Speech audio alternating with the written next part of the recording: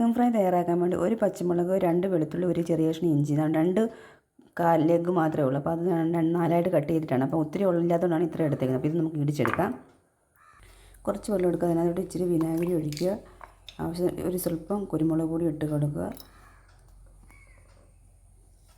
ഇച്ചിരി ഉപ്പ് ഒഴിക്കുക. ഇടിച്ച് വെച്ചേക്കുന്ന ഇട്ട് കൊടുക്കുക. ഈ വെള്ളം ഇളക്കിയിട്ട് ഇതിനകത്തോട്ട് നമുക്ക് ചിക്കൻ പീസ് ഇട്ടിട്ട് 1 മണിക്കൂറെങ്കിലും വെച്ച് കൊടുക്കണേ.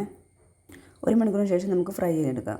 ചിക്കൻ പൊരിക്കാൻ വേണ്ടി മൈദ, കോൺഫ്ലവർ, ഉപ്പ്, കുരുമുളക് പൊടി, മസാലപ്പൊടി, മുളക് പൊടി ഇതെല്ലാം കൂടെ മിക്സ് ചെയ്തെടുക്കുക. എന്നിട്ട് മിക്സ് ചെയ്തിട്ട് കുറച്ച് ഭാഗം മാറ്റിയെടുക്കുക.